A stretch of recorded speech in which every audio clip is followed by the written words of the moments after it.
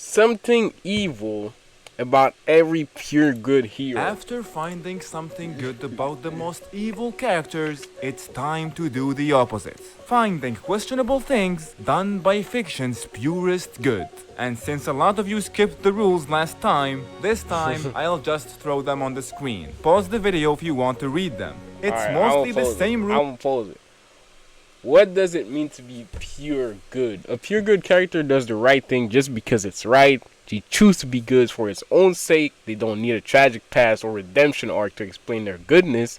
They're not acting out of duty, destiny, or self-interest. They do the right thing even when it costs something. I wouldn't do none of that. Canon only rule, only looking at canon material, no alternate timelines for the episode or spin-offs or fan information. Alright, what counts as an evil action? They knew the action was wrong. They chose to do it anyway. They weren't forced, manipulated, or confused. The action had a clear negative impact. It hurt someone, caused suffering, or was morally unjustified. Personality flaws don't count. Being angry, flawed, or messy, that can happen to anybody, you know what I'm saying? Mistakes made out of fear, ignorance, or confusion don't count as long as they believe they were doing the right thing. As before, just reversed and a bit more loosely applied. So without taking any longer, let's start with our first character. Who? Goku? Oh, Goku and Gohan.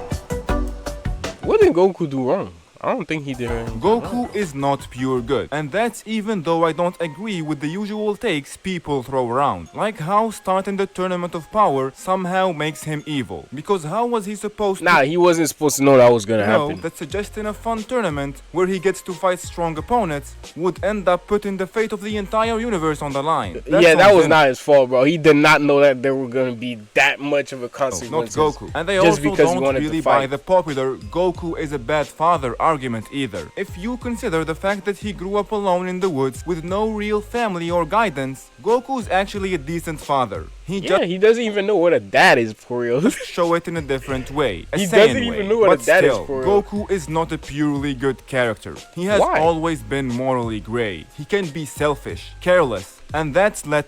Yeah, I can see what he's talking about. Like when he gave Cell the Sensu bean to beat his son ass, that was crazy. I was like, yo, why would you do that though?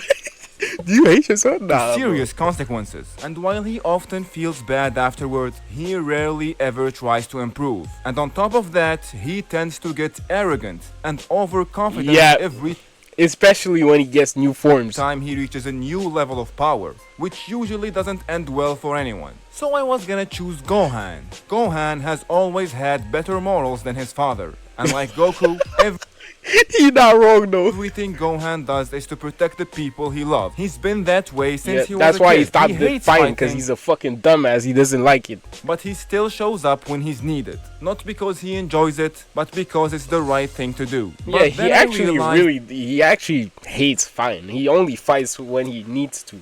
Unlike Goku, who fights for the fun of it, but Gohan only fight when there is a need for it. It doesn't matter. Whether it's Goku or Gohan, the evil action I managed to find applies to both of them. Gohan? All I can think about is Gohan being arrogant against Cell. Otherwise, I don't see what else. Oh, maybe and Buu also, but he doesn't. In fact, I don't think there's anything evil about him. Every Z fighter.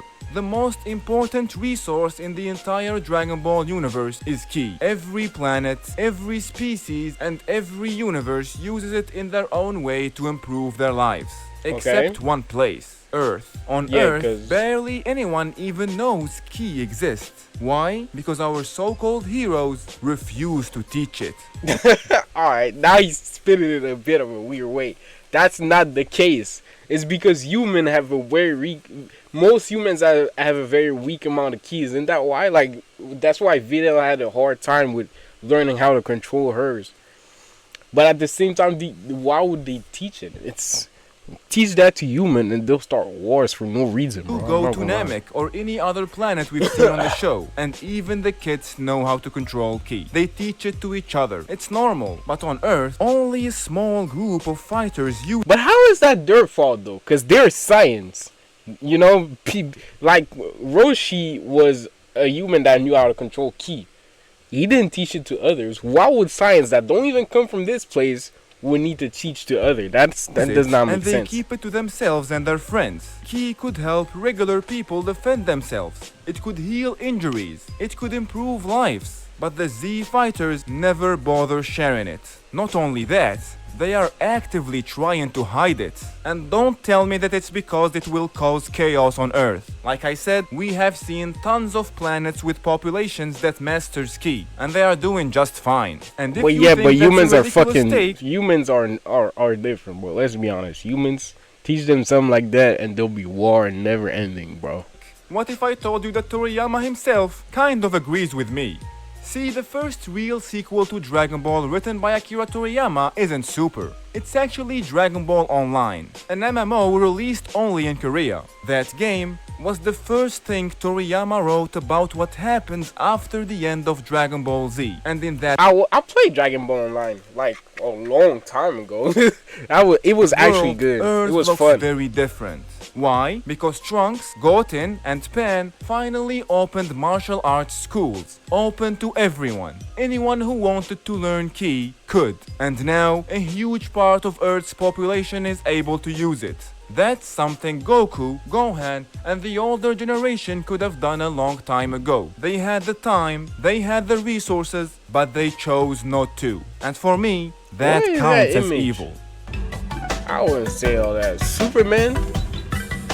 What did Superman do? Even though Superman is usually portrayed as a pure good character, for some reason, the idea of him turning evil is extremely popular. There are tons of stories where Superman becomes Yeah, Earth's 'cause greatest I feel like Superman became a good person because of where he landed. Like if he landed in a bad place, it could have gone threat very differently. instead of Earth's greatest hero. And fans seem to love it. Writers always find a way to make it not his fault. Maybe he's being mind controlled, manipulated, or tricked. That way, it still fits with the idea of Superman being a fundamentally good person who just got lost. But there is one story where Superman chooses evil on purpose. In Injustice, Gods Among Us, the Joker Oh. tricks Superman into killing Lois Lane and their unborn child, and Superman just snaps. He kills the Joker and decides that human freedom is too dangerous to be left unchecked. Damn. Damn, bro. He Golly. declares That's something himself else. Earth's ruler and enforces peace through tyranny. He says he's protecting the world from itself, but in reality, he's just consumed by grief, anger, and rage. the need for control. Yeah, That yeah, would yeah. have been my pick for Superman's evil moment, if Yeah, it were yeah. canon. But since Injustice takes place in an alternate universe, I wanted to find something Oh. from the main timeline. And honestly, I think I found something even better. Earth would probably be better off if Superman never existed. And here is why. not Superman wrong. is so powerful and famous that he attracts cosmic level threats. Villains Kind of like Goku. Kind of like Goku. Brainiac. Isn't that why he left like in GT? Because he knew that if he stayed, threats would come to him. General or something Zod, like that, if Doomsday, I remember and right. Darkseid don't care about Earth. They only target the planet because Superman Superman lives is there. Yeah, His yeah. very existence paints a giant bullseye on the planet. You might say that's not his fault. It's Earth not. is his home. What is he supposed to do? Well, he could have done what his longtime internet rival Goku did when faced with the same problem. Yeah. After the Cell Saga in Dragon Ball Z, Goku realized something important.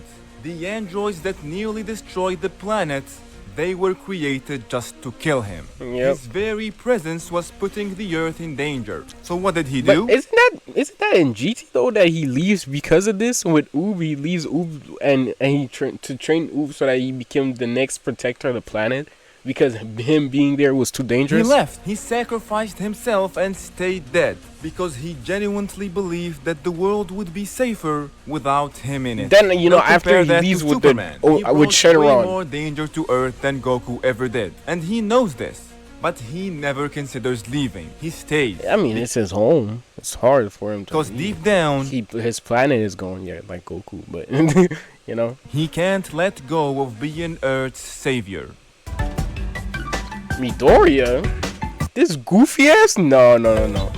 Except when he went into his vigilante emo type phase, but I don't. The obvious choice for Midoriya's evil Yeah. action would be his Dark Deku vigilante era, but honestly, I don't think that works. His intentions were genuinely good. He truly believed it's the only way. And So, even though what it led else? to some bad outcomes, he was clearly physically and emotionally broken. Yeah. It wasn't selfish, so I can't pick that. Especially when there is something way worse that nobody seems to talk about. Midoriya Izuku is probably the only shonen hero who completely fails to fix his world. And not even that, he doesn't even try, even though he clearly could. Let me Wait, what? explain. What do you All mean? Throughout My Hero Academia, it's shown that the real problem isn't All for One or Shigaraki. It's not the villains, it's the hero system itself. The world they Oh, live in yeah. is That's not fundamentally wrong. flawed. It's a system that discriminates based on quirks, that turns people into outcasts, that pushes And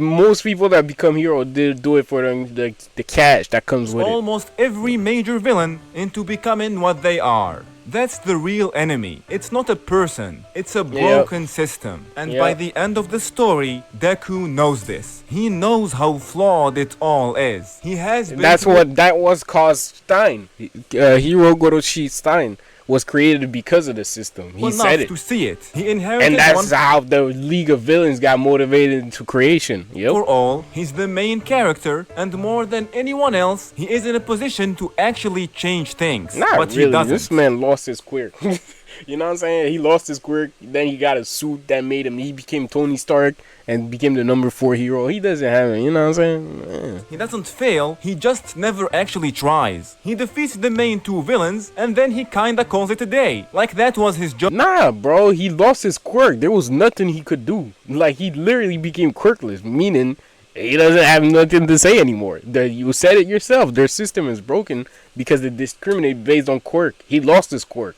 Nothing he even can do. though his true job was actually to fix the hero society. It's true that he and his friends make small efforts on a God personal damn, that suit was shit. level, but they never actually try to challenge the system. They patch it up. They don't try to rebuild it. I believe that even with all the growth he gone through, Deku is still just a fanboy. He idolizes the system too much, so instead of changing it, he claimed to it. He protects the statu quo even though he knows it's broken. And yeah, I know I'm being hard on him. In reality, it's not really Deku's fault, it's the author's. The story kind of fumbles his arc at the finish line. It sets him up to be a revolutionary and then makes him just another cog in the system.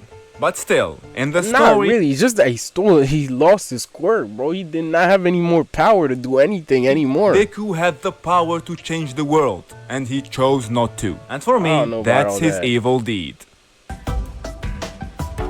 I don't know about all that. Peter Parker has had a lot of versions and iterations over the years, but in Miles this video Morales. we are focusing on the main timeline Spider-Man, the Amazing Spider-Man from Earth 616. The obvious place to start would of course be him letting the burglar go, the one who ends up Yeah, killing Uncle his, Ben. But yep. I'm letting that one slide. He wasn't Spider-Man yet, he hadn't fully grown into his hero persona. There is another moment though, one that I find really interesting, and it What? happens Whoa, during what the is Superior this? Spider-Man run, one of my favorite stories. That's when Otto Octavius takes over Peter Parker's body, and surprisingly, he becomes a more efficient hero. At one point, Otto, still in Peter's body, is about to save a young girl's life by performing emergency brain surgery. But Peter's ghost, who somehow is still lingering inside his own mind, tries to stop him, and he keeps moving his hands, preventing him to work properly. Why? Because he doesn't trust Otto. He's obsessed with defeating him and reclaiming his body. I mean, he got a pretty good reason, bro. Why the fuck do you know what I'm saying? The man took his body. I'm not gonna lie, that's This crazy. would lead to a psychic fight inside Peter's own brain, and Otto wins by showing Peter that he was actually doing the evil thing. Peter was willing to let a little girl die just so he could prove he was the better Spider-Man. Another potential moment happens during the Maximum Carnage storyline. Carnage is on a killing spree across New York, and Who the Venom fuck is proposes that? teaming up and using lethal force to stop him, but Peter refuses. He's so committed to his moral code that he lets the murders continue rather than cross that line. Alright, you can't blame him for that because every character is like this. I'm not gonna lie. Because if I was one of these heroes, a lot of the enemies that I would be facing, don't get me wrong, not all of them needs to die, but like some of them needs to die. I'm not gonna And lie. while some fans see this as a heroic restraint, others, like Venom, see it as choosing ideals over lives. Dozens die because Peter refuses to get his hands dirty. But the evil action I am going to pick is definitely One More Day. That's the famous story where Peter makes a deal with Mephisto, the literal devil of the Marvel Universe, to save Aunt May's life. And in return, he sacrifices his entire marriage with MJ, like completely wipes it out from existence. And I don't care what anyone says, making a deal with the devil to mess with the natural order of things for selfish reasons is evil. And You can't really blame him, but I guess. to me, that choice wasn't only evil in the story. In a meta way, that choice was evil to the readers. It ruined Spider-Man comics for so many people. So yeah, that's my pick. I mean, I don't really blame him. He lost his uncle. He lost his. Now he's losing his aunt. Like, come on, man. That's gotta be hard, bro. Like, of course he might make a bad decision. Mario is a simple character, and that makes it easy to paint him as pure good. But his worst action is just as simple. He treats his brother like shit. Yep. Let's start with the most famous example, Mario Power Tennis. Luigi wins a match. Mario pretends to be happy for him, and then he steps on his foot for a laugh. Then there is the ending of New Super Mario Bros. Wii. Luigi tries to be the best wingman. He holds the door open so Mario and Peach can walk out together like the heroes they are. And how does Mario thank him? He walks right past him, leaving Luigi flat on the ground, literally ignored and I mean, this is comic relief, bro. You reading too much on over and over again, Luigi tries to be a good brother and a good hero. He is just as kind, just as brave, and honestly, sometimes more relatable than Mario. But Mario treats him like a sidekick. Like his job is to boost Mario's spotlight. That's To be kinda the what guy his who job stands is. next to the real hero and claps. And honestly, I think it's pretty evil. Not in a Bowser destroying kingdoms kind of way, but in a selfish, dismissive, you don't matter unless you are helping me kind of way. It's Luigi not deserves Mario's better. fault, but sure. Yoda? What did Yoda do? If you had to pick the purest character in Star Wars, most people would say Yoda. Because he's a sage, bro. He has the knowledge and all calm, that. peaceful, and always reaching about balance and the light side. In a galaxy full of conflicted, broken heroes, Yoda seems like the one truly incorruptible figure. But even Yoda has done things that are hard to defend. First off, Yoda wasn't naive. He knew the Jedi Order was failing. He saw the hypocrisy, the arrogance, the way the council had turned into political enforcers instead of spiritual guides. And what did he do? Nothing. He stayed silent. He let Isn't it that rot his- from the inside. isn't that And what when the Elder Palpatine do? tricked the galaxy into giving him emergency power, Yoda didn't resist. He led the charge into a full-scale But isn't that what a lot of like stories do with these types of sage characters? They make them watch over things. They're like observers. They're not supposed to meddle with what is happening. They're just meant to observe what happens and like guide the heroes and stuff like that. You know what I'm saying? war. He helped turn the Jedi into soldiers. He helped turn the Clone Wars into a Jedi-led military campaign. This decision didn't only cost lives, it helped build the Empire. And when the Jedi Temple fell, when his leadership failed and everything collapsed, what was Yoda's next move? Run. He dipped and waited that Luke Skywalker might one day come along and clean up his mess. Another evil thing that this guy from the community pointed pointed out is that Yoda seems to be consumed by the Jedi ideology to a point where he lost touch with basic empathy, and nowhere is that more clear than how he treated Anakin. In The Phantom Menace, when a scared little boy says he misses his mom, Yoda's response is not compassion, it's What did he cold say? Jedi logic. Fear of loss is a path to the dark side. Come on, bro, he's just He's a little not kid. Then, entirely wrong, but yeah, that's fucked up. Revenge To of a the kid. Sith, when Anakin is panicking about losing Padme, Yoda doesn't try to help. He just drops another Jedi fortune cookie. Train yourself to let go of everything you fear to lose. That's not wisdom. That's That's fucked up. emotional abandonment. And then Yoda wonders why Anakin turned to the only person who actually listened to him, Palpatine. Optimus Prime is evil.